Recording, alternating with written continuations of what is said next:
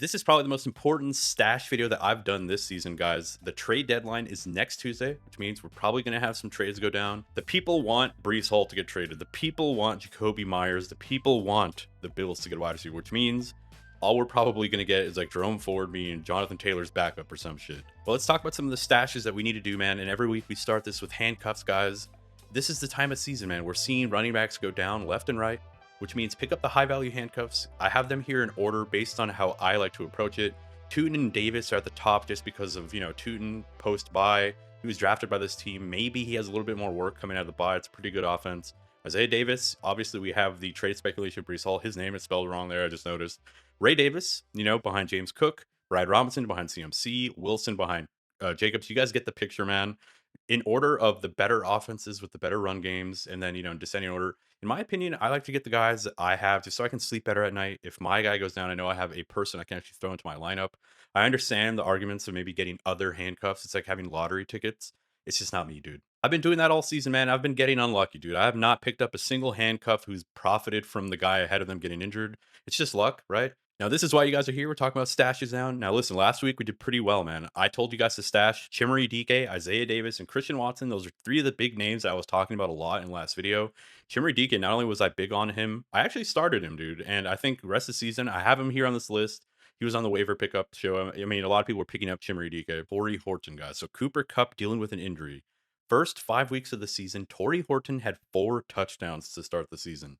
And then the Seahawks were like, all right, nothing else matters in this world but giving Jackson Smith and Jigba every single target, every single ball was thrown to him, dude. It was actually insane what his target share has been.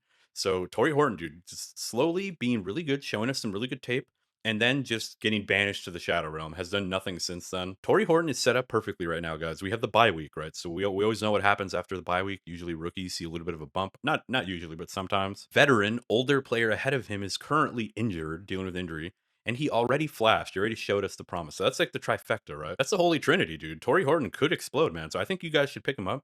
If I'm desperate, I would put him in my flex this week, honestly. Trey Tucker up next. We got the potential trade speculation of Jakobi Meyers. Now, Trey Tucker is still available in like 40% of leagues, so he's probably picked up in most leagues. He hasn't really done much, right? There's a chance people have dropped him who aren't really connected. Maybe they don't know that Jakobi Meyers is like a huge trade candidate. Maybe they just forgot.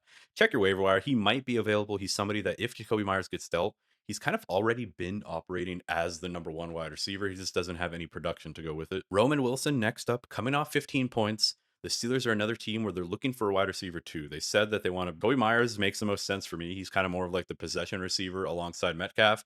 That makes sense. But if they don't buy someone, Roman Wilson might actually just become this team's wide receiver too. He had 15 fantasy points last game, and this team was really big on him in the offseason. They had high expectations. They were really tough on him in the offseason. There's a lot of reports that, he's making mistakes, but they love him and they want to keep, drilling him so that he can get it right because they love his talent. And then Chimere Dike, I have him as a different color here because he's probably picked up, but if he's not, he's definitely like a priority. I'd probably have him ahead of everyone. He's honestly just one of my favorite rookie wide receiver, like speculative ads, because I did see a report over the weekend on Twitter that Calvin Ridley is also a potential trade candidate. So Calvin Ridley is gone for good, and it's not just this like little hamstring injury. Chimere Dike just becomes the full-time slot player, potentially even a full-time player in 2 wide receiver sets. Now let's move down to running backs, guys. So we got Brashard Smith at the top. He's now going to be the RB2 behind Kareem Hunt. Look, I don't think they're going to give him any like between the tackles work, unfortunately. I still have him at the top because even with Pacheco, he was still seeing a good amount of work. Hasn't had any touchdowns yet, but I feel like that day could come. So I think he's somebody that we definitely want to stash to see what happens.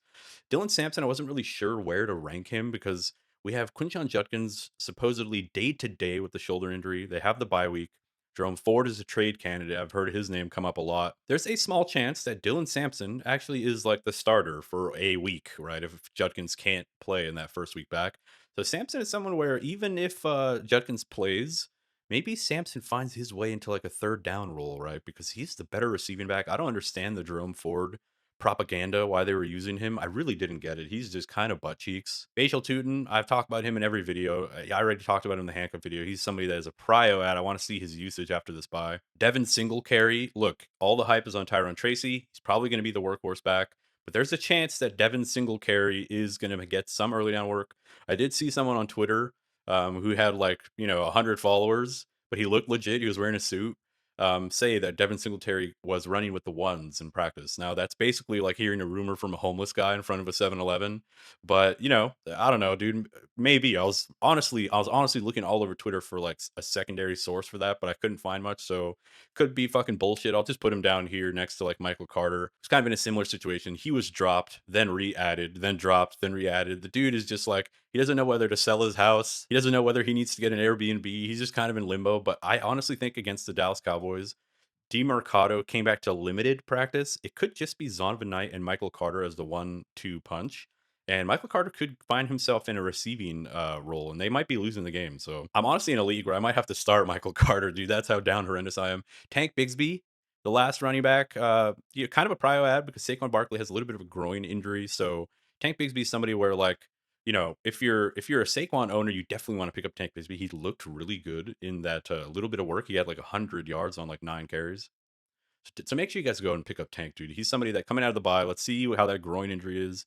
I think he's probably going to play, but there's a chance they want to be careful. This is a Super Bowl aspirational team. So this is the prayer and trade section. Christian Watson was a prayer last week. He came in. Isaiah Likely, another prayer. They both had pretty good weeks, man. Jalen Coker saw a little bit more work. So these were the three guys that I had in last week's prayer section. I don't really have many this week. I guess the same three guys, but Isaiah Likely already played. But, pick up Coker. He saw a lot of work. He had good route participation. He actually saw a couple targets. He was second in the team in targets. So Coker's another guy where we want to pick him up, see what happens. I was kind of off him, and then now I'm back on him, I suppose. Christian Watson probably picked up in a lot of leagues. I saw him go for like 20 fab in one of my leagues. So he's probably off this prayer section at this point. But these are some of the players that I think are going to get traded. I think we can almost be pretty certain. I don't know why I have Breece Hall here twice. This should actually say Calvin Ridley. You guys are seeing production in real time. Jerome Ford, Jakobi Meyers, Breece Hall, Calvin Ridley. I'd probably put Devin Singletary in this little category as well because I do think that there's a chance the Giants just trade off that veteran contract. He's the highest paid running back on the team. These are just some of the guys that I think could be fantasy relevant, right? There's probably tons of other players, especially like defense players. We're not going to cover that in this video, obviously. But I do think Jerome Ford's probably the highest likelihood of getting traded. Jacoby Myers probably second. Breece Hall, we're hoping, but it's probably not going to happen, honestly. After that 30 fantasy point game, I just don't think it happens. Calvin Ridley probably gets traded. And because of that, guys, make sure that the players around them, right? So for Jerome Ford, it's Sampson. For Jacoby Myers, Tucker. For Breece Hall, Isaiah Davis. For Calvin Ridley, Tajay Spears. And then the last name on this list, guys, is a tight end. I only have one tight end here. It is Gunnar Helm. Most of the other tight ends are kind of in similar situations. Chigo Okonkwo is dealing with an injury. The team did say that they absolutely love the athleticism of Gunnar Helm. Chig is currently dealing with an injury. Chig was kind of a real big impediment to Gunnar Helm seeing more work. Gunnar Helm does get a touchdown in the last game. Guys, pick this man up. I really do think that the Titans rest the season just go young. They just look at Dike. They look at Gunnar Helm. They look at Tajay Spears. He's not really young, but they look at kind of their younger, more explosive players. There is a small chance through that here that Gunnar Helm just ends up being a receiving tight end for them and a playmaker, someone that they really get involved in this offense. And I think this week is honestly like a sneaky start in a tough matchup for wide receivers. Gunnar Hill might actually be the guy who profits here, right? So in terms of tight ends, guys, I mean, there's not a lot of other ones. AJ Barner, you can kind of make the case for him as well. He had a couple of down weeks, but we saw kind of what he's capable of. And with Cooper Kupp being out, Barner might find himself into the end zone again this week. That does it for the video, guys. A little bit of a short one, but I hope you guys enjoyed it. Hope you liked it. Thank you for being here. Thank you for giving me your time. We're going to be doing the wide receiver rankings tomorrow on Saturday, most likely. And make sure you guys stay tuned for that. And on Sunday Live, we're going to be talking about quarterbacks and tight ends. We're going to do rankings for that. We'll talk about sit starts. We'll do the usual, man. We'll have a beer. We'll smoke the vape, and we'll talk football on Sunday morning. Discord link down below, guys. Thank you for everyone that's in there. Make sure you guys join it if you want to get some of your questions answered. Just talk ball with other people. I'll catch you guys in the next video. Peace.